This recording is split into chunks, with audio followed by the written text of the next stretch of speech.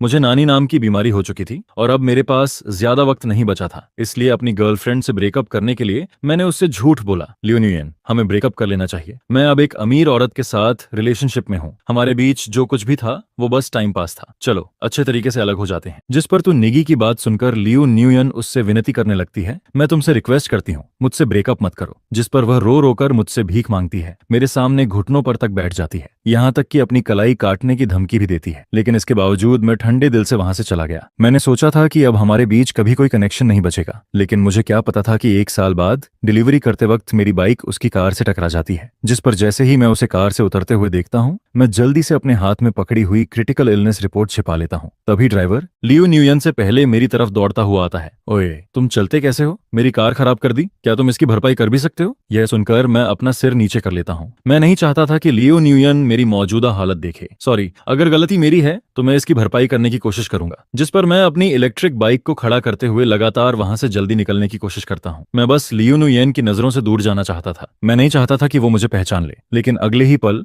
मेरी नजर उसकी नजरों से टकरा जाती है। वह एक खूबसूरत रेड ड्रेस पहने हुए होती है। उसका अंदाज बिल्कुल एक स्वान की तरह एलिगेंट लगता है। उसकी गर्दन में बेहद कीमती नेकलेस चमक रहा होता है, उसकी आंखें चमक रही होती हैं और उसके पूरे शरीर से एक रॉयल और कोल्ड ऑरा निकल रहा होता है, जिस पर मैं घबरा जाता हूँ और लगातार नजरें चुराने लगता हूँ। लेकिन लियो न्यूयन मुझे पहचान चुकी होती है। उसका चेहरा तुरंत सख्त हो जाता है। तुम भरपाई करोगे? क्या तुम्हें पता भी है कि मेरी इस कार की कीमत कितनी है? उसकी आवाज में जरा भी इमोशन नहीं होता। अब वह एंटरटेनमेंट इंडस्ट्री की एक फेमस स्टार बन चुकी थी, जबकि दूसरी तरफ मैं सिर्फ एक डिलीवरी बॉय बनकर रह गया था। जिस पर उसे दोबारा देखकर मेरे पास उसे देने के लिए सिर्फ शुभकामनाएं ही बची थीं। मैं बस उसकी सफलता देखकर मन ही मन खुश हो सकता था। सॉरी, आप हिसाब लगा लीजिए कि कितना नुकसान हुआ है। मैं पूरी कोशिश करूंगा कि उसकी भरपाई कर सकूं। इसके बाद मैं ड्राइवर की तरफ देखकर कहता हूं, अपना कॉन्टैक्ट नंबर दे दीजिए। लेकिन जैसे ही ड्राइवर अपना नंबर देने वाला होता है, लियो न्यूयन उसे बीच में ही रोक देती है। कोई जरूरत नहीं है, वैसे भी अपनी पूरी जिंदगी में भी ये इसकी भरपाई नहीं कर पाएगा, रहने दो, चलो यहाँ से। जिस पर वह अपनी लग्जरी कार की तरफ बढ़ने लगती है, लेकिन कुछ कदम चलने के बाद अचानक रुक जाती है और मेरी तरफ घूरकर देखने लगती है। तो निशी,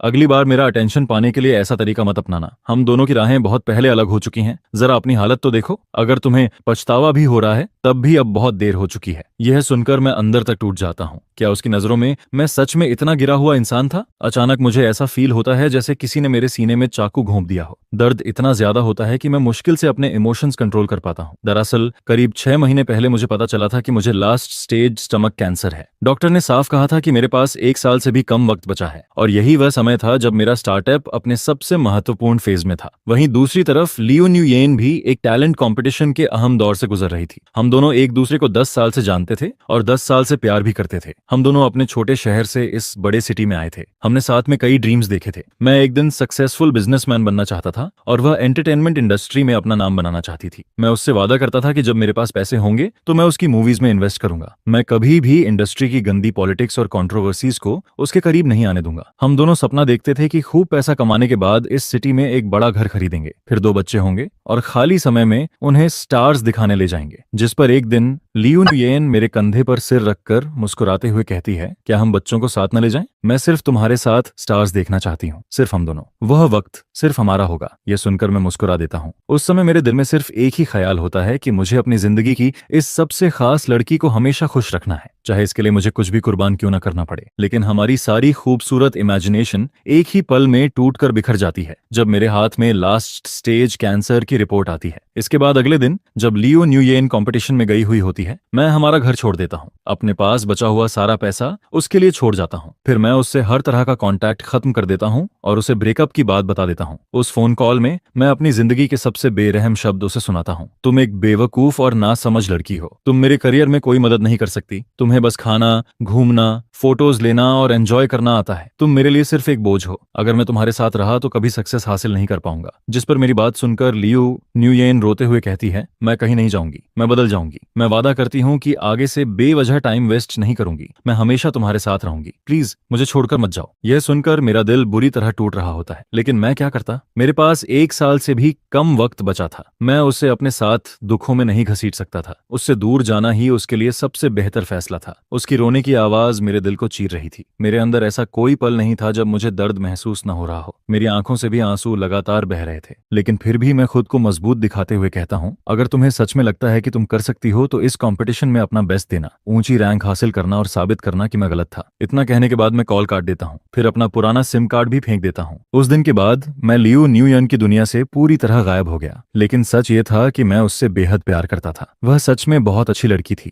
जब भी मैं देर से घर लौटता, वह मेरे लिए नूडल्स बनाकर रखती थी। कभी मेरे कंधे दबाती थी, कभी मेरी पीठ की मसाज करती थी और कभी जानबूझकर क्यूट हरकतें करके मुझे हंसाने की कोशिश करती थी। मैं सच में उससे बहुत प्यार करता था, लेकिन रियलिटी ये थी कि अब मेरे पास उससे प्यार करते रहने का हक नहीं बचा था। जिस पर उसे लग्जरी कार में बैठकर जाते हुए देखने के बाद मैं अपने डिलीवरी ऑर्डर को चेक करता हूँ। तभी पता चलता है कि खाना गिर चुका है। मैं गहरी सांस लेता हूँ और कस्टमर को कॉल करके माफी मांगता हूँ, लेकिन कॉल उठाते ही कस्टमर मुझ पर बुरी तरह भड़क जाता है। मैं इतनी देर से इंतजार कर रहा हूँ और तुमने मेरा खाना गिरा दिया, कैसी डिलीवरी करते हो तुम? जिस पर मैं जबरदस्ती मुस्कुराते हुए बार बार सॉरी बोलता हूँ और कंपेंसेशन देने की बात करता हूँ, लेकिन कस्टमर कहता है, तुम्हारे कंपेंसेशन से क्या होगा, मेरा खाना खराब हो गया, यही सबसे बड़ी प्रॉब्लम है। आखिरकार काफी देर तक माफी मांगने और 3 गुना कॉम्पेंसेशन देने का वादा करने के बाद कस्टमर का गुस्सा थोड़ा शांत होता है। कॉल कटने के बाद भी मैं ज्यादा निराश नहीं होता, क्योंकि इस दुनिया में बुरी चीजें पहले ही बहुत ज्यादा हैं। आखिर मेरी बीमारी से ज्यादा बुरा और क्या हो सकता है? इसी बीमारी की वजह से मैंने अपनी जिंदगी के सबसे प्यारे इंसान को खुद अपने हाथों से खो दिया था, और जब भी मैं इस बात के बारे में सोचता हूँ, मेरा दिल आज भी चाकू की तरह दर्द से भर जाता है। लेकिन एक बात अच्छी थी। सबसे बड़ी राहत की बात यह थी कि लियू नुयेन ने कभी हार नहीं मानी। वह धीरे धीरे अपने हर ड्रीम को पूरा करती जाती है, जिस पर पिछले 1 साल से मैं हमेशा दूर से उसे देखता रहता हूँ। मैं देखता हूँ कि वह दिन ब दिन और बेहतर होती जाती है। उसकी फेम लगातार बढ़ती जाती है और यह देखकर मुझे दिल से खुशी होती है। कभी कभी जब उसके बारे में नेगेटिव न्यूज सामने आती है या फैंस उसे बुरा भला कहते हैं, तो मैं उनसे ऑनलाइन बहस तक करने लगता हूँ, जिस पर कई बार फैंस मुझसे पूछते हैं, ऐसा लगता है जैसे तुम उसे रियल लाइफ में जानते हो, क्या वह सच में इतनी अच्छी है? यह सुनकर मेरा मन करता है कि मैं उन्हें बशें बताऊं। वह मेरी बातों से हजारों लाखों गुना ज्यादा अच्छी है, लेकिन मैं कभी ये बात कह नहीं पाता। मैं सच में उसे जानता था, लेकिन यह सच बताने की हिम्मत नहीं कर पाता था। मैं डरता था कि कहीं मेरी वजह से लियू नुयेन किसी नए कंट्रोवर्सी में न फंस जाए। एंटरटेनमेंट इंडस्ट्री बहुत कॉम्प्लेक्स होती है, खासकर किसी राइजिंग स्टार के लिए। वहां एक छोटी सी गलती भी अपोनेंट्स के हाथ लग जाती है और फिर उसे बढ़ा चढ़ाकर पेश किया जाता है। अगर जरा सी भी सावधानी न बरती जाए तो पूरा एक्टिंग करियर खत्म हो सकता है। इसके बाद एक डिलीवरी पूरी करने के बाद मुझे मेरे डॉक्टर का कॉल आता है। वह मुझे फॉलोअप चेकअप के लिए हॉस्पिटल आने को कहते हैं, जिस पर मैं हॉस्पिटल पहुंचता हूं और कंसल्टेशन रूम में दाखिल होता हूं। वहां चारों तरफ डिसइंफेक्टेंट की तेज स्मेल फैली हुई होती है। उस स्मेल को महसूस करते ही मेरा मन फिर से भारी हो जाता है, जिस पर डॉक्टर हान मेरी तरफ देखते हुए कहते हैं, तुम अभी इतने यंग हो, क्या तुम सच में ट्रीटमेंट नहीं करवाना चाहते? मैं हल्की मुस्कान के साथ जवाब देता हूं, अब उसका कोई मतलब नहीं है डॉक्टर हान, मैं ट्रीटमेंट नहीं करवाऊंगा। इसके बाद मैं उनसे कुछ पेन किलर मेडिसिन लिखने की रिक्वेस्ट करता हूं, क्योंकि यह बीमारी जब भी अटैक करती है ऐसा दर्द देती है जैसे इंसान जिंदा होते हुए भी मर रहा हो। अगर पेनकिलर्स ना हो तो एक एक सेकंड काटना भी सजा जैसा लगता है। यह सुनकर डॉक्टर हान गहरी सांस लेते हैं और मेरे लिए पेनकिलर्स लिख देते हैं, जिस पर मैं प्रिस्क्रिप्शन लेकर पेमेंट करने और मेडिसिन लेने निकलता हूँ। लेकिन मुझे क्या पता था कि वहीं मेरी मुलाकात फिर से लियू न्यूयेन से हो जाएगी और उसके साथ एक आदमी भी खड़ा होता है। भले ही लियू न्यूयेन ने मास्क पहना हुआ था, लेकिन उसकी आंखों को मैं जिंदगी भर नहीं भूल सकता था। वहीं उसके साथ खड़े उस आदमी को भी मैं पहचानता था। वह बिजनेस वर्ल्ड का एक राइजिंग स्टार था। मैंने उसके बारे में कई न्यूज आर्टिकल्स में पढ़ा था। अगर मुझे सही याद है तो उसका नाम हाक सोई था। उसने इंटरनेट इंडस्ट्री से अपना बिजनेस शुरू किया था। वह एक फेमस यूनिवर्सिटी से ग्रेजुएट था। उसकी पर्सनालिटी शानदार थी और वह काफी हैंडसम भी था। आज उसकी प्रॉपर्टी अरबों युआन तक पहुंच चुकी थी। न जाने कितनी लड़कियों के लिए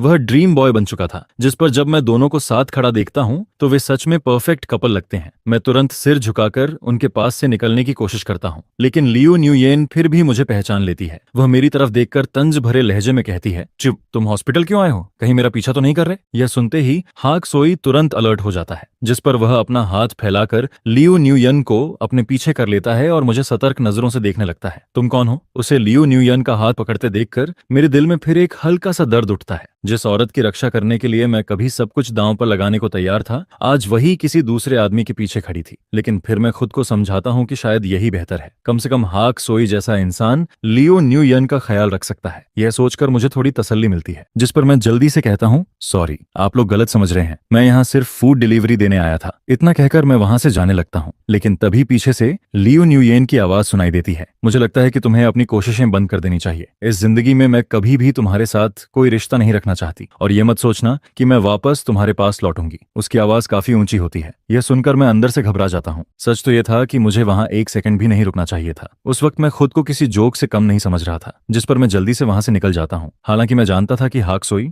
लियू न्यूयन का अच्छे से ख्याल रख सकता है, लेकिन फिर भी मेरे दिल का दर्द कम नहीं होता। यह एहसास ऐसा था जैसे हजारों सुइयां एक साथ मेरे शरीर में चुभ रही हों। दर्द सीधा मेरी हड्डियों तक पहुंच रहा था। मैं भीड़ भाड़ वाली सड़क पर जाकर लोगों के बीच खो जाता हूँ। तब जाकर मेरा बेचैन दिल थोड़ा शांत होता है। लेकिन लियू न्यूयन की कही हुई बातें लगातार मेरे दिमाग में घूमती रहती हैं। मैं जानता था कि वह मुझसे नफरत करती है। उसने जानबूझकर मुझे हर्ट करने के लिए वह बातें कही थीं, लेकिन मैं उसे बिल्कुल भी दोष नहीं देता, क्योंकि यह सब मेरी ही वजह से हुआ था। उस समय सबसे पहले मैंने ही उसका दिल तोड़ा था। आज जो कुछ हो रहा था शायद वही उसका रिजल्ट था। मैंने कभी ये नहीं सोचा कि लियू न्यूयन वापस मेरे पास आए, बल्कि मैं तो चाहता था कि वह मुझसे जितना दूर रहे उतना अच्छा हो। आखिर मैं ऐसा इंसान था जिसकी लक दुनिया की सबसे खराब लक लगती थी। सिर्फ 20 साल की उम्र में मुझे लास्ट स्टेज कैंसर हो गया था, जिस पर मैं कई बार सोचता हूँ कि शायद किस्मत ने मेरे साथ बहुत क्रूर मजाक किया है। यह भी साबित करता है कि मैं भगवान का चहेता इंसान नहीं हूँ। इसके बाद मैं अपनी इलेक्ट्रिक बाइक पर बैठता हूँ और वहां से निकल जाता हूँ। ठंडी हवा मेरे चेहरे से टकराती है। उसमें ठंडक भी होती है और हड्डियों तक उतर जाने वाला एहसास भी। लेकिन जो दर्द अभी अभी मिला था उसके सामने यह कुछ भी नहीं था। जब मैं लियू न्यूयन से दूर गया था तब मैंने उसे बोझ कहा था। मैंने कहा था कि वह मेरी राह का रोड़ा है। मैंने कहा था कि वह मेरे किसी काम की नहीं है। मैंने उसे चोट पहुंचाने के लिए हर कड़वी बात कही थी। मैं उससे अच्छे तरीके से दूर जाना चाहता था, लेकिन अब जब हम दोबारा मिले तो मेरा आखिरी सेल्फ रिस्पेक्ट भी खत्म हो चुका था। लियू न्यूयन, मैं तुमसे बहुत प्यार करता हूँ। मैंने तुम्हें कभी नहीं भुलाया, लेकिन अब मैं तुमसे प्यार करने का हक खो चुका हूँ। इसके बाद रास्ते में पता नहीं कब बारिश शुरू हो जाती है, जिस पर मैं जल्दी से बारिश से बचने के लिए कोई जगह ढूंढता हूँ।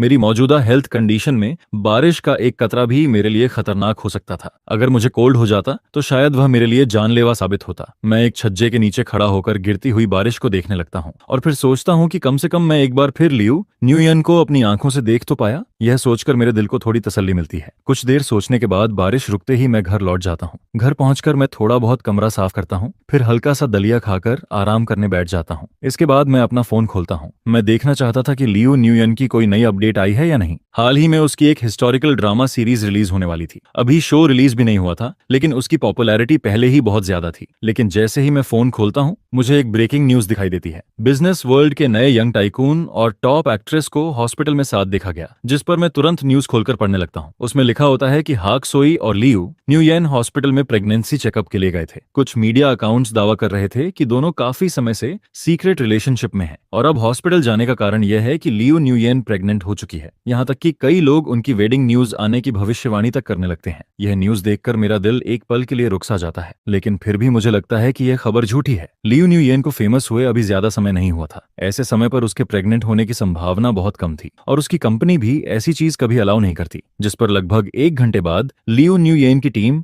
ऑफिशियल स्टेटमेंट जारी करती है। उसमें कहा जाता है कि वह हॉस्पिटल सिर्फ रेगुलर हेल्थ चेकअप के लिए गई थी, जहां उसकी मुलाकात संयोग से हाक सोई से हो गई। उन दोनों के बीच प्राइवेट लाइफ में किसी तरह का कांटेक्ट नहीं है। इसके बाद कमेंट सेक्शन 2 हिस्सों में बंट जाता है। एक तरफ लोग लियू न्यूयन का सपोर्ट कर रहे होते हैं, वहीं दूसरी तरफ कुछ लोग कहते हैं कि लियू न्यूयन सिर्फ दिखावा कर रही है। उनका कहना था, अगर बॉस हाक का सपोर्ट न होता तो बिना किसी बैकग्राउंड वाली लड़की इतनी जल्दी फेमस कैसे हो सकती थी। कुछ लोग तो यहाँ तक कहने लगते हैं कि लियू न्यूयन हक सोई के लायक ही नहीं है। ये कमेंट्स देखकर मेरा खून खौल उठता है। जो भी लियू न्यूयन के खिलाफ कुछ गलत लिखता है, मैं तुरंत उसे रिप्लाई देने लगता हूँ। मैं किसी भी कीमत पर लोगों को लियू न्यूयन की बेइज्जती करते हुए नहीं देख सकता था। जिस पर मैं लगातार कमेंट्स का जवाब दे रहा होता हूँ कि तभी मुझे एक प्राइवेट मैसेज मिलता है, भाई लगता है आप लियू न्यूयन के सच्चे फैन हो। हजारों कमेंट्स उसे गालियां दे रहे हैं, लेकिन आप एक भी कमेंट छोड़े बिना सबको जवाब दे रहे हो। मैसेज भेजने वाला एक अननोन पर्सन होता है। उसकी प्रोफाइल पिक्चर में सिर्फ स्टार्स बने हुए थे, जिस पर मैं जवाब देता हूँ, बस मुझे अच्छा नहीं लगता जब लोग उसे बदनाम करते हैं। वह तुरंत रिप्लाई करता है, आजकल आपके जैसे इंसाफ पसंद लोग बहुत कम मिलते हैं। वैसे इस बार जो इतना बड़ा कंट्रोवर्सी हुआ है उसका लियू न्यूयन पर काफी बुरा असर पड़ा है।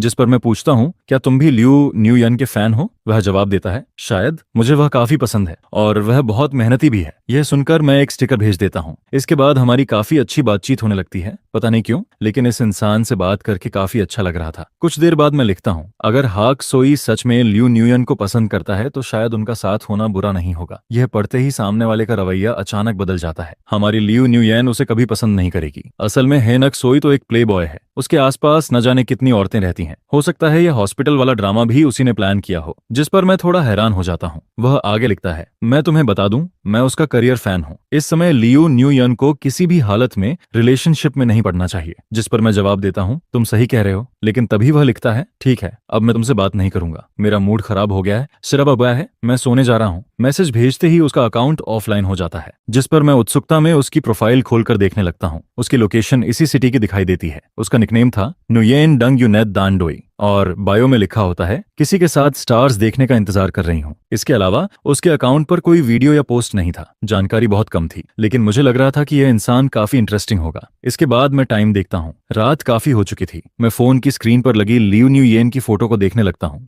ये वही फोटो थी जो हमने रिलेशनशिप की शुरुआत में खिंचवाई थी। हम दोनों हाई स्कूल ग्रेजुएशन के तुरंत बाद साथ आए थे और ये फोटो भी उसी समय की थी। भले ही ये आजकल की प्रोफेशनल फोटोज की तरह परफेक्ट नहीं थी, लेकिन मेरे लिए यह दुनिया की सबसे खास फोटो थी। पिछले कई सालों में मैंने कई फोन्स बदले थे, लेकिन यह वॉलपेपर कभी नहीं बदला। लियो न्यूयेन हमेशा कहती थी कि ये फोटो अच्छी नहीं है। उसने कई बार इसे चेंज करने की कोशिश भी की थी, लेकिन मैं कभी उसे हटाने की हिम्मत नहीं कर पाया, क्योंकि यह पहली फोटो थी जो मैंने उसकी खींची थी। और मेरी नजरों में उस फोटो वाली लियो न्यूयेन किसी भी फेमस एक्ट्रेस से कम खूबसूरत नहीं थी। हाई स्कूल के बाद हम दोनों अलग अलग यूनिवर्सिटीज में गए थे, लेकिन लॉन्ग डिस्टेंस रिलेशनशिप ने कभी हमारे प्यार को कमजोर नहीं किया। हम उन कपल्स की तरह नहीं थे जो दूरी की वजह से अलग हो जाते हैं, बल्कि दूरी ने हमें एक दूसरे की अहमियत और ज्यादा समझाई थी। हम दोनों की फैमिली कंडीशन ज्यादा अच्छी नहीं थी, लेकिन एक दूसरे से मिलने के लिए हम पार्ट टाइम जॉब्स करते थे और पैसे बचाते थे। पहले साल से लेकर ग्रेजुएशन तक हम दोनों हर पैसे का हिसाब लगाकर ट्रेन टिकट्स खरीदते थे। इतने सालों में जमा हुए टिकट्स का ढेर काफी मोटा हो चुका था, जिस पर मेरे रूममेट्स अक्सर मुझसे जलते थे।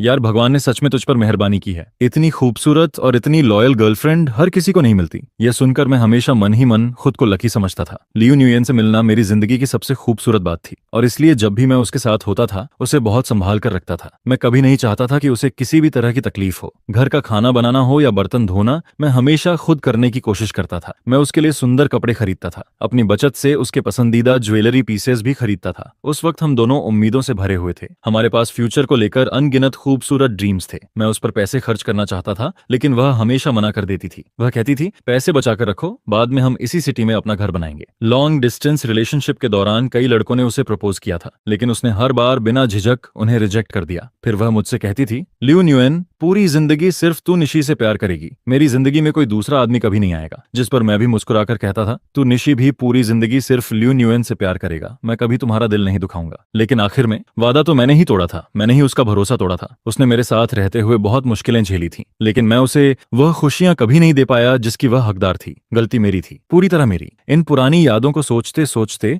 न जाने कब मेरी आंख लग जाती है, लेकिन आधी रात को अचानक एक भयानक दर्द का अटैक पड़ता है, जिस पर मैं झटके से बिस्तर से उठ बैठता हूँ। बाहर चारों तरफ अंधेरा छाया हुआ था। मैं मुश्किल से पेन किलर निकालकर खाता हूँ, लेकिन इस बार दवा भी कोई असर नहीं करती। दर्द इतना बढ़ जाता है कि मैं फर्श पर लौटने लगता हूँ। मेरे मुंह से दर्द भरी चीखें निकलने लगती हैं। मेरी हथेलियां और माथा ठंडे पसीने से भीग जाते हैं। पता नहीं कितना वक्त गुजरता है, तभी कोई तेजी से कमरे के अंदर आता है। अरे तू नेगी, क्या हुआ, तुम ठीक हो? लेकिन मैं जवाब तक नहीं दे पाता। धुंधली चेतना में मुझे सिर्फ इतना याद रहता है कि मेरा रूममेट मुझे हॉस्पिटल लेकर जाता है। जब मेरी आंख खुलती है तो मैं खुद को एक सफेद हॉस्पिटल बेड पर पाता हूँ। मैं धीरे धीरे आसपास देखता हूँ। मेरे बेड के पास मेरा रूममेट बैठा होता है, जिस पर वह मुझे जागता देखकर कहता है, अरे आखिर तुम होश में आ गए, अब कैसा लग रहा है? मैं धीरे से कहता हूँ, पहले से बेहतर हूँ, थैंक्स। वह मुस्कुराकर कहता है, थैंक्स की क्या बात है, तुम ठीक हो यही काफी है, अब मुझे डिलीवरी पर जाना है। जिस पर मैं शर्मिंदा होकर कहता हूँ, सॉरी यार, मेरी वजह से तुम्हारा काफी टाइम वेस्ट हो गया। लेकिन वह हंसते हुए कहता है, इतनी फॉर्मेलिटी मत किया कर। उसके जाने के बाद मैं धीरे धीरे बेड से उठने की कोशिश करता हूँ, तभी पास खड़ी नर्स भागकर आती है। बेड नंबर 3, आप क्या कर रहे हैं? जल्दी लेट जाइए, क्या आपको अपनी जान की परवाह नहीं है? इसके कुछ देर बाद मेरा डॉक्टर भी वहां पहुंच जाता है। वह मेरी रिपोर्ट देखकर गंभीर आवाज में कहता है, आपकी कंडीशन ज्यादा अच्छी नहीं है, अब तो पेनकिलर्स भी ठीक से काम नहीं कर रहे। मुझे लगता है कि आपको ट्रीटमेंट शुरू कर देना चाहिए, कम से कम इससे दर्द कुछ कम हो जाएगा। लेकिन मैं सिर हिलाकर कहता हूँ, रहने दीजिए डॉक्टर, मैं ट्रीटमेंट नहीं करवाऊंगा, ये सिर्फ पैसों की बर्बादी होगी। यह कहकर मैं बेड से उतर जाता हूँ, जिस पर डॉक्टर और नर्स मुझे देखते रहते हैं। उनकी आंखों में बहुत कुछ होता है, लेकिन वे कुछ नहीं कहते। मैं कमजोर शरीर को संभालते हुए धीरे धीरे बाहर निकलने लगता हूँ। लेकिन तभी एक बार फिर मेरी मुलाकात लियो न्यूयेन से हो जाती है। वह वही इंसान थी जिसे मैं दिन रात याद करता था, और वही इंसान थी जिससे मैं सबसे ज्यादा बचना चाहता था। उस समय मेरी हालत बेहद खराब थी। मैं जल्दी से मास्क पहन लेता हूँ, लेकिन फिर भी एक पल की देरी हो जाती है, जिस पर उसकी नजरें सीधे मेरी तरफ टिक जाती हैं। उसकी आंखों में हल्की सी हलचल दिखाई देती है। तू निगी, तुम फिर हॉस्पिटल में क्यों आए हो? मैं अभी मास्क ठीक से पहन भी नहीं पाता कि वह आगे बोल पड़ती है, मत बताना कि इस बार भी तुम फूड डिलीवरी देने आए हो। यह सुनकर मैं एक पल के लिए रुक जाता हूँ, क्योंकि आज मैं डिलीवरी यूनिफॉर्म में नहीं था। मैं कुछ सेकंड सोचता हूँ, फिर शांत आवाज में कहता हूँ, मैं यहाँ क्यों आया हूँ? इससे तुम्हारा कोई लेना देना नहीं है। जिस पर मैं आगे जोड़ता हूँ, तुम अभी पब्लिक अटेंशन के बीच हो। अगर किसी ने हमें साथ देख लिया तो तुम्हारे लिए और प्रॉब्लम खड़ी हो जाएगी। मेरी बात सुनकर लियो न्यूयेन का चेहरा थोड़ा बदल जाता है। फिर वह हल्की कड़वाहट के साथ कहती है, सही कहा, शायद मैं ही बेवजह दखल दे रही थी, लेकिन फिर भी तुम यहाँ क्या करने आए हो? इससे मेरा कोई लेना देना नहीं है। उसकी आंखों में एक पल के लिए निराशा की झलक दिखाई देती है, जिसे देखकर किसी का भी दिल भर आता है। जिस पर मैं धीरे से जवाब देता हूँ और उसके पास से निकलकर जाने की कोशिश करता हूँ, लेकिन कुछ कदम चलने के बाद भी मैं खुद को रोक नहीं पाता। मौसम ठंडा हो रहा है, अपना ध्यान रखना। यह कहकर मैं तेजी से हॉस्पिटल से बाहर निकल जाता हूँ और अपने किराए के कमरे में लौट आता हूँ, जिस पर मैं अपने शरीर के दर्द को दबाते हुए फोन की तरफ देखता हूँ। तभी मुझे पता चलता है कि TUIAN नाम की वह ऑनलाइन फ्रेंड, जिसे मैं सबसे प्यारी ऑनलाइन फ्रेंड मानता हूँ, उसने मुझे मैसेज भेजा है। उसने लिखा था कि आज उसका मूड अच्छा नहीं है, जिसे देखकर मैं थोड़ी देर बाद रिप्लाई करता हूँ, क्या हुआ? कोई ऐसी बात है जिसने तुम्हें परेशान कर दिया है? लेकिन मैसेज भेजने के बाद भी तुरंत कोई रिप्लाई नहीं आता। तभी मेरी नजर सर्च बोर्ड पर चल रही एक हॉट न्यूज पर पड़ती है, जिसका कीवर्ड होता है, हाक सोई ने अफवाहों का खंडन किया। जिस पर मैं तुरंत न्यूज खोलकर देखता हूँ। हाक सोई ने खुद एक वीडियो अपलोड किया था। वीडियो का मुख्य मतलब यही था कि उसका और लियो न्यूएन का रिश्ता वैसा नहीं है जैसा मीडिया दावा कर रही है। उसने साफ कहा था कि उसकी और लियो न्यूएन की मुलाकात सिर्फ हॉस्पिटल में संयोग से हुई थी। यह क्लैरिफिकेशन लगभग वही था जो लियो न्यूएन की तरफ से भी दिया गया था। जिसके बाद मैं कमेंट सेक्शन खोलकर देखने लगता हूँ। नीचे ज्यादातर लोग हक सोआई की तारीफ कर रहे होते हैं। कोई उसे जेंटलमैन कह रहा होता है तो कोई उसकी पर्सनैलिटी की तारीफ कर रहा होता है। एक लिस्टेड कंपनी का चेयरमैन होकर भी वह लियो न्यूएन की मदद के लिए खुद सामने आया था। जिस पर कुछ लोग कमेंट करते हैं, पता नहीं क्यों, लेकिन ऐसा लग रहा है जैसे कोई डोमिनेटिंग CEO अपनी छोटी वाइफ को प्रोटेक्ट कर रहा हो। जिस पर दूसरा कमेंट आता है, बिल्कुल, CEO ने देखा कि उसकी वाइफ को गलत समझा जा रहा है, इसलिए वह तुरंत उसकी रक्षा के लिए सामने आ गया। ये तो बहुत स्वीट है। ऐसे कमेंट्स बहुत तेजी से टॉप पर पहुंचने लगते हैं। तभी मुझे न्यूयेन तत् दांग्यू नाम का अकाउंट दिखाई देता है। वह सीधे उन कमेंट्स का रिप्लाई करते हुए लिखता है, बस भी करो तुम लोग, इन दोनों में कपल वाली कोई फीलिंग नहीं है, ठीक है? और वैसे भी न्यूयेन अभी अपने करियर के सबसे महत्वपूर्ण दौर में है। वह बिल्कुल भी रिलेशनशिप में नहीं पड़ेगी और उसे हकसोआई भी पसंद नहीं है। उसका यह रिप्लाई इतना दृढ़ था कि ऐसा लग रहा था जैसे वही इस पूरी घटना की असली गवाह हो। जिस पर कुछ लोग उसे टारगेट करके बहस शुरू कर देते हैं, लेकिन वह बिल्कुल पीछे नहीं हटती। वह कमेंट सेक्शन में जमकर आर्ग्यूमेंट करने लगती है। जितनी बहस बढ़ती है, मैं भी उतनी ही तेजी से उसकी मदद करने के लिए रिप्लाई करने लगता हूँ। काफी देर तक बहस करने के बाद वह मुझे कुछ फनी इमोजीज भेजती है। आखिरकार गुस्सा निकाल ही दिया। जिस पर मैं रिप्लाई करता हूँ, गुस्सा निकल जाए तो अच्छा होता है। लाइफ में ऐसा क्या हुआ है जिसने तुम्हें इतना परेशान कर दिया? इसके बाद वो मुझसे पूछती है, और तुम्हारा क्या तुम्हारे साथ कुछ बुरा हुआ है? उसका यह सवाल सुनकर मैं कुछ पल के लिए चुप रह जाता हूँ, क्योंकि मुझे खुद नहीं पता कि इसका जवाब क्या दूं। क्या मैं दुखी हूँ? शायद हूँ, और शायद नहीं भी। आखिर अब मेरी जिंदगी में सिर्फ 3 महीने से भी कम समय बचा है। ऐसे में खुशी और दुख जैसी चीजों का शायद अब कोई खास मतलब नहीं रह गया था। तभी उसका अगला मैसेज आता है, तुम मेरे मैसेज का रिप्लाई क्यों नहीं दे रहे? जिसके साथ वह ढेर सारे स्टिकर्स भी भेज देती है। मैं बस यही सोचता हूँ कि काश वह अच्छी तरह अपनी जिंदगी जी सके, लेकिन वह तुरंत समझ जाती है कि कोई न कोई बात जरूर छिपी हुई है। जिस पर वह लगातार डिटेल्स पूछने लगती है। लेकिन यह मामला लियो न्यूयेन से जुड़ा हुआ था, इसलिए मैं कोई भी सुराग सामने नहीं आने देना चाहता था। जिस पर मैं ज्यादा कुछ नहीं कहता, बस उसे गुड नाइट कहता हूँ और ऑफलाइन हो जाता हूँ। इसके बाद जब मेरी तबीयत थोड़ी बेहतर महसूस होती है, तब मैं फिर से डिलीवरी का काम करने बाहर निकल जाता हूँ। हालांकि मेरी मौजूदा हालत ऐसी नहीं थी कि मैं ज्यादा पैसे कमा सकूं। मैं सिर्फ इतना कमा रहा था कि रोजमर्रा की जिंदगी किसी तरह चलती रहे। इस समय मैं शहर के सबसे सस्ते किराए वाले कमरे में रह रहा था, और सच कहूं तो फ्यूचर से भी मुझे अब कोई खास उम्मीद नहीं बची थी। जिस पर मैं बड़े ऑर्डर्स लेने से भी बचता हूँ, क्योंकि मुझे डर रहता है कि कहीं मेरी तबीयत खराब होने की वजह से किसी और का समय बर्बाद न हो जाए। लेकिन आज डिलीवरी करते वक्त एक ऐसी चीज होती है जिसकी मैंने बिल्कुल उम्मीद नहीं की थी। मुझे एक स्पेशल ऑर्डर मिलता है, जिसे खास तौर पर मेरा नाम चुनकर असाइन किया गया था। इतना ही नहीं, कस्टमर ने सीधे 188 युआन की टिप भी दी थी। शुरुआत में मुझे लगा कि शायद सामान बहुत भारी होगा, जिस पर मैं कस्टमर से बात करके ऑर्डर कैंसिल करने का सोचता हूँ। लेकिन जब मैं डिटेल्स खोलकर देखता हूँ, तब पता चलता है कि ऑर्डर में सिर्फ एक केक था। मेरे लिए यह रकम बिल्कुल छोटी नहीं थी। ऊपर से ऑर्डर भी ज्यादा मुश्किल नहीं था, और नोट में साफ लिखा था कि बस आज के अंदर डिलीवरी हो जानी चाहिए। जिसे देखकर मैं हैरान रह जाता हूँ और सोचता हूँ कि यह तो मानो आसमान से गिरा हुआ लकी ऑर्डर है। जिस पर मैं बिना एक पल गंवाए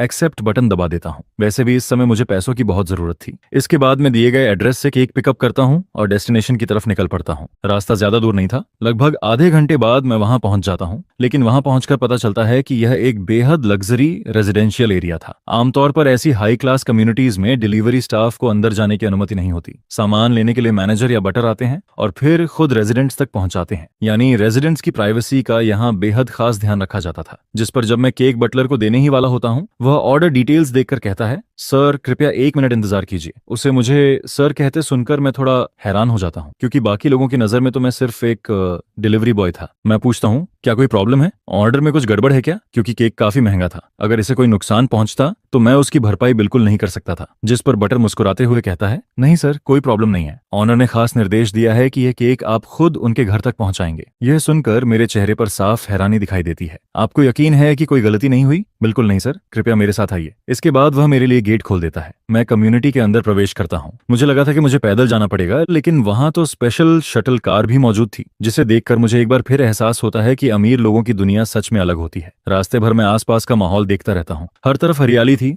बिल्डिंग्स के बीच काफी दूरी थी और पूरा एनवायरनमेंट बेहद शानदार था। कुछ देर बाद हम बिल्डिंग के नीचे पहुंच जाते हैं। बटर मेरे लिए एलिवेटर भी कॉल कर देता है। ऐसी बिल्डिंग्स में आमतौर पर एक एलिवेटर सिर्फ एक अपार्टमेंट के लिए होती है, जिससे प्राइवेसी और भी ज्यादा बढ़ जाती है। मैं मन ही मन सोचता हूँ कि यहाँ की प्रॉपर्टी की कीमत करोड़ों में होगी और मेंटेनेंस फी भी शायद कम नहीं होगी। जिस पर मैं बटलर को धन्यवाद देता हूँ और एलिवेटर में चढ़ जाता हूँ। कुछ ही देर में एलिवेटर 8वीं मंजिल पर पहुंच जाती है। पता नहीं क्यों, लेकिन इस समय मेरे दिल में अजीब सी घबराहट होने लगती है। इसके बाद मैं डोरबेल दबाता हूँ। डोरबेल बजते ही कुछ सेकंड बाद दरवाजा खुल जाता है, जिस पर मैं सोचने लगता हूँ कि क्या ऑनर पहले से ही मेरे आने का इंतजार कर रहा था। लेकिन जैसे ही दरवाजा पूरी तरह खुलता है, मैं वहीं जड़ होकर खड़ा रह जाता हूँ, क्योंकि दरवाजे पर खड़ी शख्स कोई और नहीं बल्कि लियू नुयेन होती है। वही लियू नुयेन जिसे मैं दिन रात याद करता रहा था। तुम? जिस पर वह मेरी तरफ देखते हुए कहती है, हाँ मैं। क्या हुआ? क्या तुम मुझे डिलीवरी नहीं दे सकते? आज उसके चेहरे पर पहले जैसी ठंडक नहीं थी। वह चुपचाप मेरी तरफ देख रही होती है, जैसे मेरे रिएक्शन का इंतजार कर रही हो। जिस पर मैं केक उसकी तरफ बढ़ाते हुए कहता हूँ, बिल्कुल दे सकता हूँ, ये रहा आपका केक, एंजॉय कीजिए। मैं केक उसकी तरफ बढ़ाता हूँ और वापस मुड़कर जाने की कोशिश करता हूँ, लेकिन वह काफी देर तक केक लेने के लिए हाथ ही नहीं बढ़ाती। उसकी आंखें बस लगातार मुझे देखती रहती हैं। इस समय उसने एक ढीला ढाला नाइट सूट पहना हुआ था। बिना किसी मेकअप के भी उसकी खूबसूरती छिप नहीं रही थी, लेकिन मैं उसकी आंखों में सीधा देखने की हिम्मत नहीं जुटा पाता। बाहर से मैं शांत दिखाई देता हूँ, लेकिन मेरे दिल में काफी समय से तूफान उठा हुआ था। मैं बिल्कुल भी नहीं सोच सकता था कि वह डिलीवरी ऐप के जरिए मुझे ढूंढ निकालेगी और खास तौर पर मेरा नाम चुनकर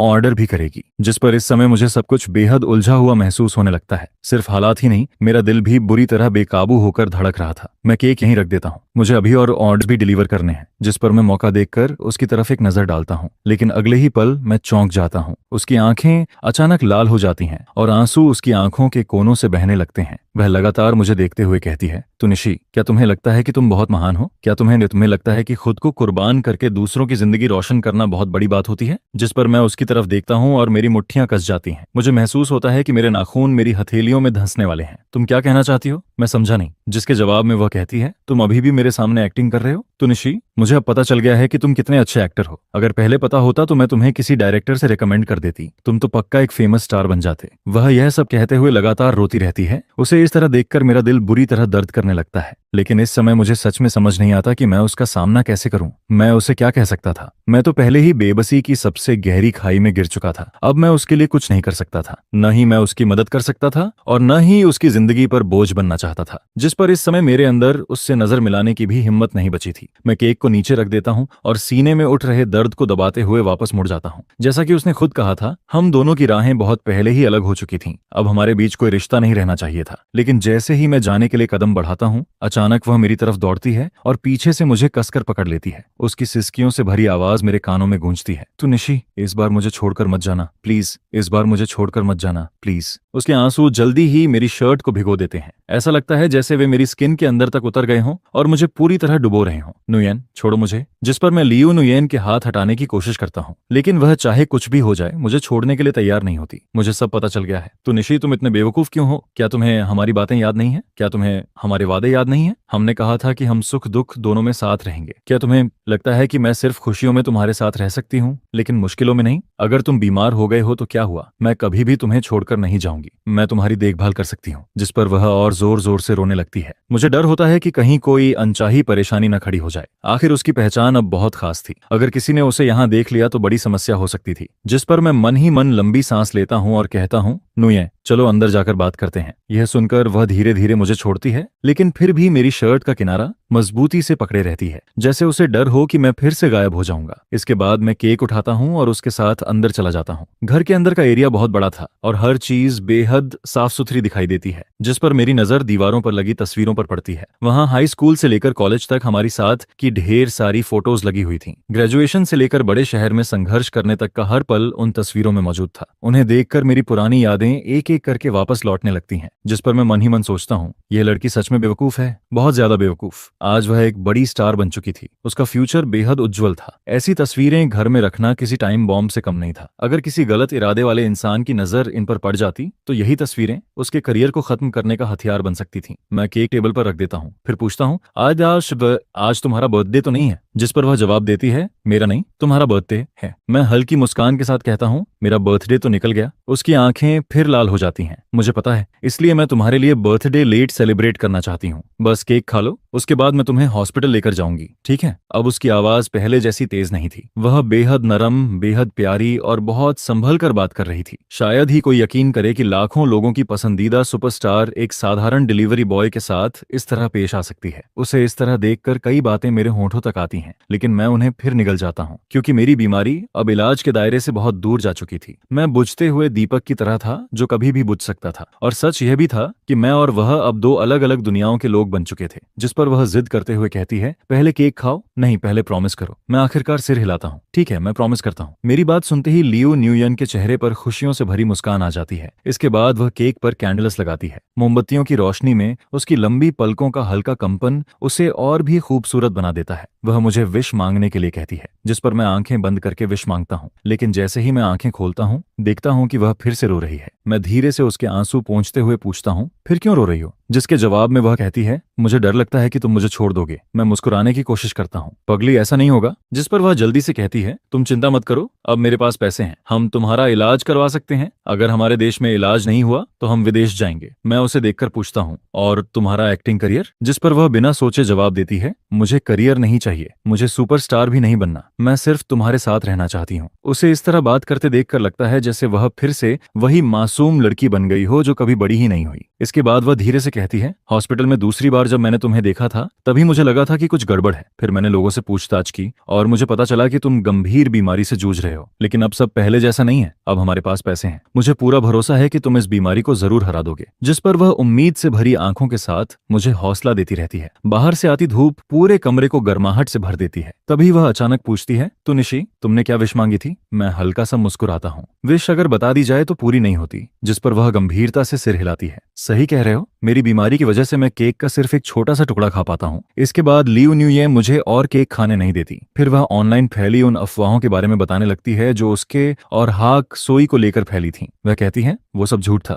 लेकिन हाक सोई ने सच में मेरा पीछा किया था। और तुमने? जिस पर वह तुरंत जवाब देती है, मैंने मना कर दिया था, तुम्हारे अलावा मैं किसी और आदमी को देख भी नहीं सकती। लियो एन मुझे ये सब इतने ध्यान से समझाती है कि ऐसा लगता है जैसे उसे डर हो कि कहीं मैं गलत न समझ लूं या फिर जलन महसूस न करूं। धीरे धीरे समय बीतता जाता है। फिर वह मेरी तरफ देखकर कहती है, चलो अब हॉस्पिटल चलते हैं। जिस पर मैं धीरे से सिर हिला देता हूँ और फिर लियो न्यूयन की व्यवस्था के अनुसार हम दोनों हॉस्पिटल की तरफ निकल पड़ते हैं। लियो न्यूयन मेरे एडमिशन की सारी फॉर्मेलिटीज बहुत आसानी से पूरी कर देती है। वह मेरे लिए सबसे अच्छा रूम अरेंज करती है, सबसे बेहतरीन स्पेशलिस्ट्स को बुलाती है और पूरे देश के मशहूर डॉक्टर्स से कांटेक्ट करना शुरू कर देती है ताकि मेरे इलाज का कोई रास्ता निकल सके। जिस पर वह लगातार मुझे भी समझाती रहती है, तुम बस आराम से इलाज करवाओ, बाकी किसी भी बात की चिंता मत करो। लेकिन इस दौरान मैं नोटिस करता हूँ कि उसका फोन लगातार बजता रहता है। कई बार वह कॉल उठाकर सामने वाले इंसान से बहस करने लगती है। जिस पर मैं ऑनलाइन न्यूज भी देखने लगता हूँ। वहाँ हर तरफ उसके बारे में नेगेटिव आर्टिकल्स छपे हुए थे। किसी ने लिखा था कि लियो न्यूयेन को स्टार सिंड्रोम हो गया है, कोई कह रहा था कि वह फिल्म क्रू ज्वाइन नहीं कर रही, और देखते ही देखते उसके खिलाफ तरह तरह की अफवाहें फैलने लगती हैं। उस रात मैं हॉस्पिटल बेड पर लेटा होता हूँ। दर्द इतना ज्यादा था कि मुझे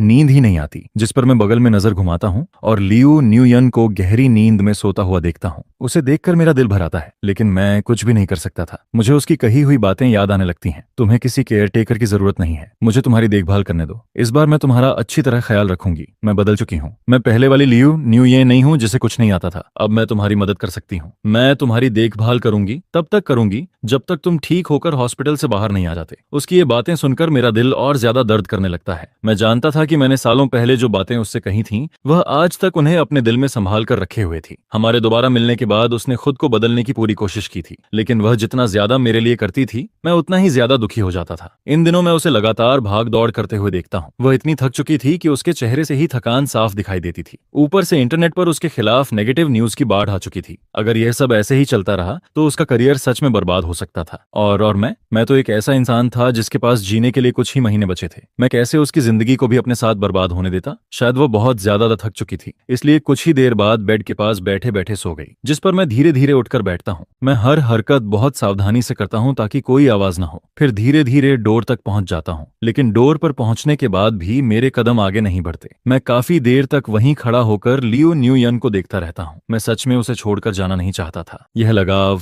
यह मोह, यह दर्द मेरे पूरे शरीर में फैल चुका था, लेकिन मेरे पास कोई दूसरा रास्ता भी नहीं था। आखिरकार मैं रूम से बाहर निकल जाता हूँ। कुछ समय बाद मैं हॉस्पिटल भी छोड़ देता हूँ। फिर वापस अपने किराए वाले कमरे में पहुंचकर अपना सामान पैक करता हूँ और रेलवे स्टेशन जाकर एक टिकट खरीद लेता हूँ। ट्रेन पूरे एक दिन और एक रात तक चलती रहती है, जिस पर अगले दिन शाम को मैं एक बिल्कुल अनजान शहर में पहुंच जाता हूँ। वहां पहुंचते ही मैं एक बार फिर लियो न्यूयन के सारे कॉन्टैक्ट मेथड्स ब्लॉक कर देता हूँ, क्योंकि मैं जानता था कि अब हमारे बीच कोई भविष्य नहीं बचा था। मैं उसकी जिंदगी और करियर को अपनी वजह से बर्बाद नहीं होने देना चाहता था। इसके बाद मुझे पता चलता है कि लियो न्यूयन मुझे ढूंढने के लिए हर जगह कॉन्टैक्ट कर रही है। उसने मेरे पुराने रूममेट तक से बात की थी, जिस पर एक दिन मेरे रूममेट का कॉल आता है। वह हैरानी से कहता है, तो निशी, एक टॉप स्टार तुम्हें ढूंढ रही है। शुरू में तो मुझे लगा था कि शायद कोई और होगा जिसका नाम भी तुम्हारे जैसा है। तो निगी, तुम आखिर हो कहाँ? लेकिन मैं उसे अपनी लोकेशन नहीं बताता। मैं सिर्फ इतना कहता हूँ, अगर लियो न्यूयन कॉन्टैक्ट करे तो उससे कहना मुझे मत ढूंढे। इसके बाद भी लियो न्यूयन अपने सोशल मीडिया अकाउंट के जरिए मुझे ढूंढती रहती है। वह हर संभव कोशिश करती है, लेकिन मैं अपने दिल को कठोर बनाकर उसके सामने नहीं आता। फिर एक दिन मुझे पता चलता है कि न्यूयन डंग्यू नाम वाला अकाउंट इंटरनेट यूजर्स ने ढूंढ निकाला है, और सबको पता चल गया था कि वह लियो न्यूयन का सीक्रेट अकाउंट था। ये ऐसी बात थी जिसकी मैंने कभी कल्पना भी नहीं की थी, और शायद ये भी उन अनगिनत सरप्राइज में से एक था जो उसने मुझे दिए थे। लेकिन मैं जानता था कि छोटी तकलीफ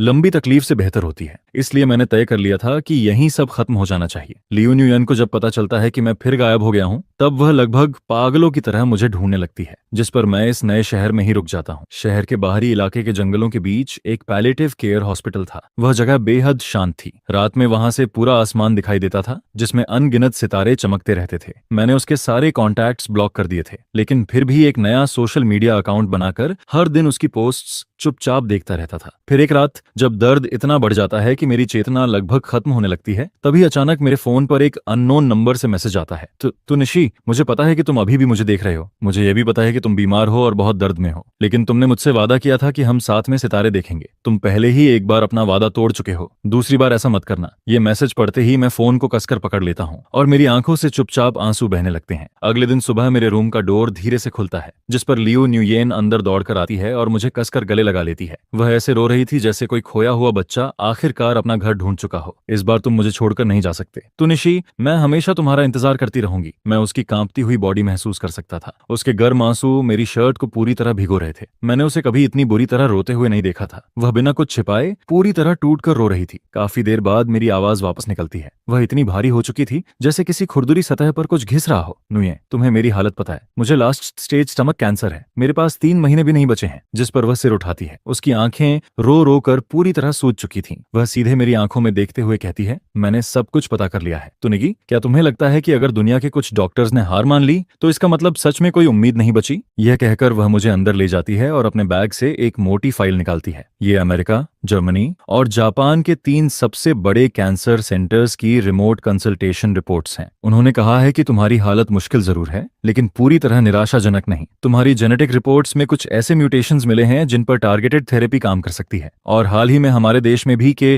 टीआई सेल इम्यूनोथेरेपी का क्लिनिकल ट्रायल शुरू हुआ है, जो तुम्हारे केस के लिए सूटेबल हो सकता है। मैं उन मेडिकल रिपोर्ट्स को देखता रह जाता हूँ। मेरा दिमाग पूरी तरह खाली हो चुका था। फिर वह धीरे से मुस्कुराते हुए कहती है, तुम्हें याद है, तुमने मुझसे कहा था कि चाहे फ्यूचर कितना भी मुश्किल क्यों ना हो, हमें सितारों जैसा बनना चाहिए। कभी कभी बादल उन्हें छिपा देते हैं, लेकिन वे सच में कभी गायब नहीं होते। जिस पर मैं उसकी तरफ देखता हूँ। उसकी आंखों में पहले से कहीं ज्यादा दृढ़ता दिखाई देती है। अब तुम्हारी बारी है मेरे स्टार बनने की। वह मेरे सामने आकर मेरा हाथ पकड़ लेती है। क्या तुम मुझे एक मौका दोगे? क्या हम फिर से साथ लड़ सकते हैं? ठीक वैसे ही जैसे हमने एक दूसरे से वादा किया था, सुख दुख में हमेशा साथ रहने का वादा। उस पल मैं उसकी आंखों में पूरे आसमान के सितारों की चमक देख सकता था, और आखिरकार ये मैं मना नहीं कर पाता। इसके बाद इलाज शुरू होता है, लेकिन लेकिन यह सफर हमारी उम्मीद से कहीं ज्यादा कठिन साबित होता है। टारगेटेड थेरेपी की साइड इफेक्ट्स बहुत गंभीर थीं। मुझे बार बार उल्टियां होती थीं, लगातार तेज बुखार आता था, पूरा शरीर दर्द से भरा रहता था, और KTI इम्यूनोथेरेपी से पहले की कीमोथेरेपी तो मेरी लगभग सारी ताकत ही छीन लेती है। लेकिन एक चीज कभी नहीं बदलती, वह थी लियू न्यूयन की मौजूदगी। वह हर दिन मेरे साथ रहती है, मुझे हिम्मत देती है, मुझे संभालती है, और उसकी वजह से इलाज का हर मुश्किल दिन पहले से थोड़ा आसान लगने लगता है। लियू न्यूयन पिछले पूरे 3 महीनों का काम दोबारा अरेंज कर देती है और सिर्फ सबसे ज्यादा जरूरी कामों को ही हॉस्पिटल के कमरे से हैंडल करती है, जिस पर मैनेजर लगभग पागल होने की हालत में पहुंच जाता है। लेकिन लियू न्यूयन का रवैया पूरी तरह से दृढ़ होता है। वह कहती है, पैसा दोबारा कमाया जा सकता है, फिल्में दोबारा शूट की जा सकती हैं, लेकिन कुछ लोग अगर एक बार खो जाएं तो फिर हमेशा के लिए खो जाते हैं। जिसके बाद हॉस्पिटल के कमरे में हम दोनों एक दूसरे को फिर से समझना शुरू करते हैं, जिस पर मुझे एहसास होता है कि लियू न्यूयन अब पहले वाली मासूम लड़की नहीं रही है। अब वह डॉक्टर्स के साथ पूरी प्रोफेशनल तरीके से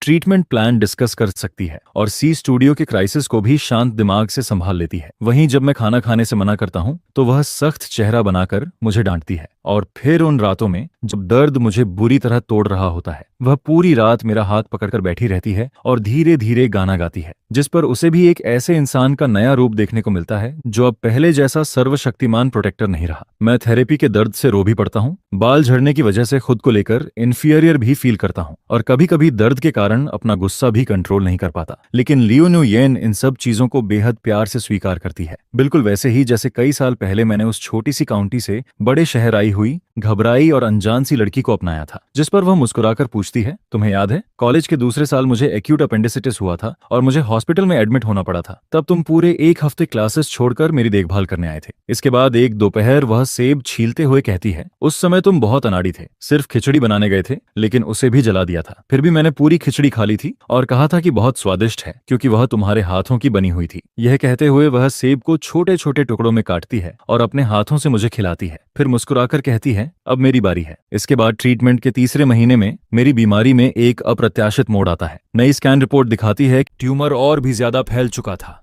यह देखकर लुनियन और डॉक्टर दोनों हैरान रह गए। तभी मेरे कमरे से आवाजें आने लगीं। सभी लोग तुरंत कमरे में आए और देखा कि मुझे खून की उल्टियां हो रही थीं। यह देखकर लुनियन के हाथ कांपने लगे। कुछ समय बाद किसी तरह मुझे वापस बिस्तर पर लिटाया गया और दवा देकर सुला दिया गया। डॉक्टर लुनियन से बोले, लगता है अब इनके पास बहुत कम समय बचा है, शायद ये ज्यादा से ज्यादा 1 दिन भी नहीं बल्कि अगले 12 घंटों के भीतर ही दम तोड़ देंगे। यह सुनते ही लुनियन सदमे में आ गई। वह रोते हुए बोली, कैसे? आपने तो कहा था कि ये ठीक हो जाएंगे, फिर अब ऐसा क्यों हो रहा है? डॉक्टर ने गहरी सांस लेते हुए कहा, मैडम, हमने अपनी पूरी कोशिश की कि ट्यूमर और न फैले, लेकिन हम इसे रोक नहीं पाए। कुछ देर बाद लुनियन मेरे कमरे में आई। मैं गहरी नींद में था और मुझे अपने आसपास हो रही किसी भी बात का एहसास नहीं था। वह मेरे पास बैठ गई और मेरी ओर देखते हुए बोली, लगता है इस जन्म में मैं तुम्हारी पत्नी नहीं बन पाऊंगी और न ही तुम मेरे पति बन पाओगे। मुझे मेरी हर गलती के लिए माफ कर देना, लेकिन चाहे यह जन्म हो या अगला, मैं सिर्फ तुम्हारी ही पत्नी बनना चाहती हूं। उसकी आंखों से आंसू बहने लगे। उसने धीरे से मेरे को चूमा और कहा, आई लव यू। इसके बाद वह मेरे पास ही सिर रखकर रोते रोते सो गई। अगली सुबह अचानक मुझे फिर से खून की उल्टियां होने लगीं। मेरा सिर इतनी तेजी से दर्द कर रहा था कि मैं पागलों की तरह तड़पने लगा। यह देखकर लुनियन घबरा गई। वह जल्दी से कहीं गई और कुछ देर बाद 1 गिलास संतरे का जूस लेकर वापस आई। उसने मुझे सहारा देकर बिस्तर पर बैठाया और बोली, यह जूस पी लो, इससे तुम्हारा दर्द बंद हो जाएगा। मैंने उसकी बात मानकर जूस पीना शुरू कर दिया, लेकिन जैसे ही मैंने कुछ घूंट पी, मेरी आंखें भारी हो गई, मेरे मुंह से झाग निकलने लगा।